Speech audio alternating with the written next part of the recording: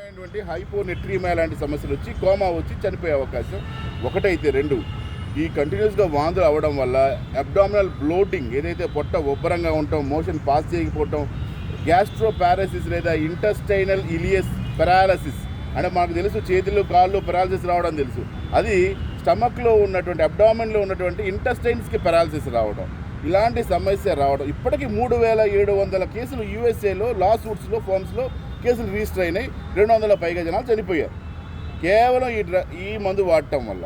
అది రకరకాల GLP-1 కావచ్చు లేదా గ్లూకగాన్ లైక్ పెప్టైడ్ మిమిక్ చేస్తాయి. ఇది ప్రధానంగా పనిచేసేది హైపోథలామస్ అనే గ్రంథి, బ్రెయిన్లో ఉన్నటువంటి హైపోథలామస్ అనేటువంటి గ్రంథిలో నుంచి శరీరం లోపలికి హార్మోన్స్ ఏదైతే మనకి న్యాచురల్గా ప్రకృతి ప్రసాదించినటువంటి భగవంతుడిటువంటి హార్మోన్స్ ఏవైతే ఉన్నాయో ఈ హార్మోన్స్ పనిచేసే విధానంలో ఇంటర్ఫీర్ అయ్యి ఆ హార్మోన్స్ లాగా ఈ చేసిన ఇంజెక్షన్ పనిచేసి మనకి స్టమక్లో నేను చెప్పిన ఇలియస్ అనేటువంటి ఆర్గాన్ డ్యామేజ్ అయ్యే అవకాశం ఉంది.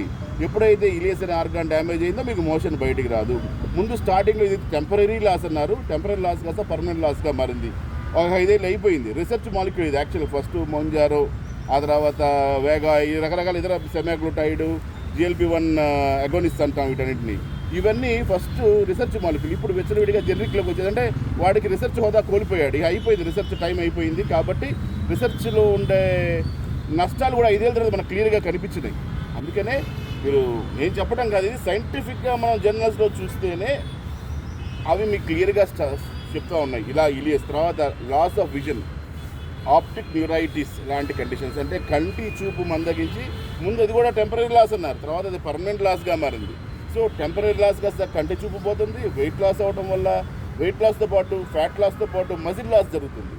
వెయిట్ లాస్ ఫ్యాట్ లాస్ అయితే పర్లేదు, మజిల్ లాస్ అవుతుంది. మజిల్ ఎప్పుడైతే లాస్ అయిపోతాడో మనిషిగా, మజిలే బలం, ఎప్పుడైతే మజిల్ లాస్ అవుతాడో అల్టిమేట్గా పేషెంట్లా మారుతాడు.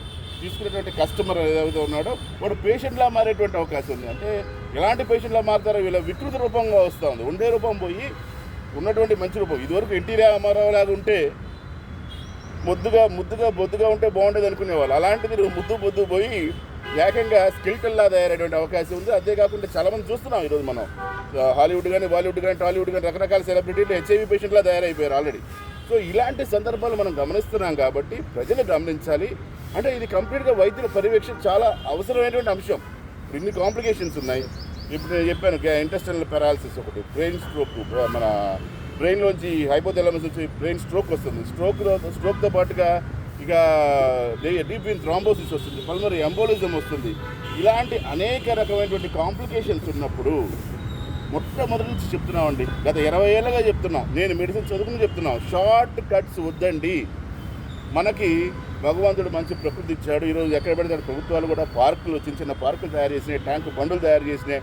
వాటి మీద వెళ్ళి ఏదో ఒక అరగంట పావుగంట పిచ్చాపాటిగా మీరు రెగ్యులర్ వ్యాయామం చేస్తే చాలు, రెగ్యులర్గా మీరు వాకింగ్ చేసినా చాలు, మీకు అలవాటైన స్విమ్మింగ్ చేసినా చాలు. చిన్నపాటి వ్యాయామం చేసుకోవడం ద్వారా కొంతమంది జెనెటిక్గా లావుగా ఉంటారు, వాళ్ళని కూడా ఏం చేయలేము మనం. జెనెటిక్గా ఉన్నంత మాత్రాన ఇంక్రీడియంట్ హార్మోన్స్ ఇవన్నీ హంగర్ క్రియేట్ చేసి ఇంక్రీడియంట్ హార్మోన్స్ అంటాం. గ్లూకగాన్ లైక్ పెప్టైడ్ హార్మోన్స్ ఇవన్నీ కూడా వాటిని మిమిక్ చేస్తూ ఉంటాయి. మిమిక్ చేయడం వల్ల మీకు ఆహారం చూస్తే తిరుపతిగా, తర్వాత ప్రధానమైన అంశం సైకోసిస్ బారిన పడే అవకాశం. ఇవి తీసుకోవడం వల్ల సైకోసిస్ అనే బారిన పడి సైకోసిస్లో నుంచి వాళ్ళకి బ్రెయిన్ డ్యామేజ్ అయిపోయి, బ్రెయిన్ డ్యామేజ్ అయిన తర్వాత వాళ్ళు సూసైడల్ టెండెన్సీలోకి వెళ్ళిపోతారు.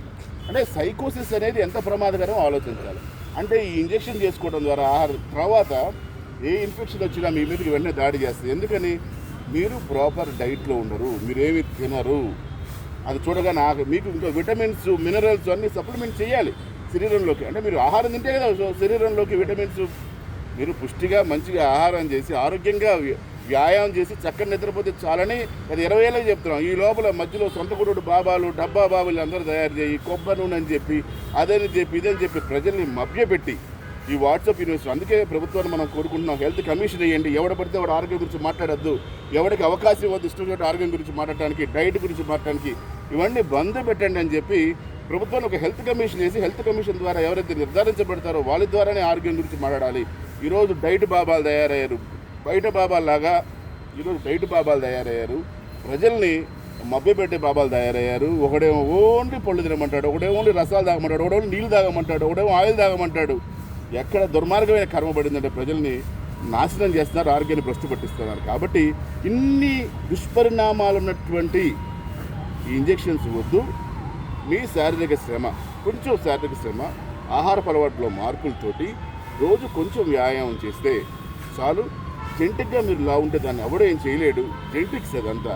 జెంటిక్ ఉన్న వాళ్ళు మనం జెంటిక్లో జెంటిక్ మ్యానిపులేషన్, బయోటెక్నాలజీ తోటి జెంటిక్ మ్యానిపులేషన్ చేస్తే తదనంతరం పుట్టే పిల్లలకి సన్నగా ఉండేటువంటి అవకాశం ఉంది. కాబట్టి ఇవన్నీ కూడా మీ వారికి తర్వాత తింటారు కదా, ఇంజెక్షన్ మానేసిన తర్వాత మళ్ళీ యాసిడ్ తింటారు కదా. మీరు 6 నెలలు వాడతారు ఇంజెక్షన్, 6 నెలలు వాడతారు, మళ్ళీ ఫుడ్ తింటారు.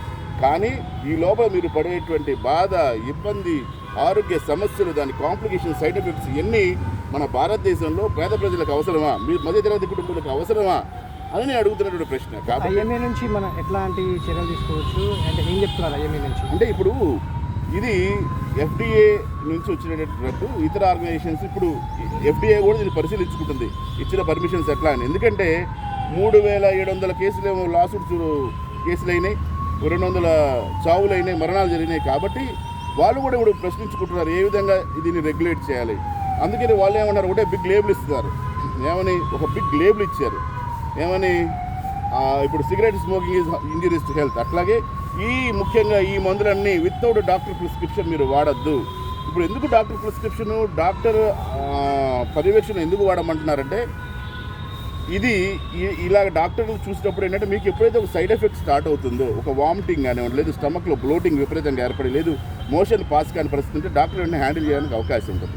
లేదా మీకు DVD ఫామ్ అయినా, లేదా బ్రెయిన్లో ఈ DVTకి సంబంధించి డీప్ వెయిన్ థ్రాంబోసిస్ కానీ, పల్మనరీ ఎంబోలిజం కానీ ఇలాంటివి ఏమైనా వస్తే మనం వెంటనే అటెండ్ చేయడానికి అవకాశం ఉండేటువంటి అవకాశం కూడా డాక్టర్ పర్యవేక్షణ చేయమన్నారు. సో మేము కూడా ఇండియన్ మెడికల్ అసోసియేషన్ ఏం చెప్తుందంటే, మీరు వైద్యులు చెప్పినప్పుడు మాత్రమే వాడండి, వైద్యులు చెప్పకుండా మీరు వాడమాకండి, వైద్యుల గైడెన్స్లో మీరు వాడమాకండి. ఇవే కాదండి, మందులన్నీ కూడా వైద్యుల పర్యవేక్షణలో మాత్రమే వాడటం ఆరోగ్యానికి మంచిది. ఇవి మెడిసిన్స్, మందులు కాబట్టి జాగ్రత్త తీసుకోవాల్సిన అవసరం ఉంది. షార్ట్ కట్ వేస్ ఎన్నటికి కూడా మంచిది కాదు. అవి ఏమన్నా కానీ ఇంక్లూడింగ్ బేరియాట్రిక్ సర్జరీస్తో సహా చెప్తున్నాను నేను. ఇవేవి దానికి అన్నిటికీ గైడ్ లైన్స్ ఉన్నాయి. ఎప్పుడు ఈ మందులు వాడాలి, లేదా ఎప్పుడు ఈ బేరియాట్రిక్ సర్జరీస్ చేసుకోవాలి, ఇవన్నిటికీ గైడ్ లైన్స్ ఉన్నాయి. కాబట్టి ఈ డైట్ బాబాలు కానివ్వండి, వెల్నెస్ సెంటర్లని పుట్టగొడుగులాగా పెరిగొచ్చి ప్రజల్ని కొట్టేస్తారు. వీళ్ళందరికీ మనం చెప్పొచ్చేది ఏంటంటే, ప్రజలకు చెప్పొచ్చేది ఏంటంటే ముఖ్యంగా వీటన్నిటి మోసాల బారిన మీరు పడమాకండి.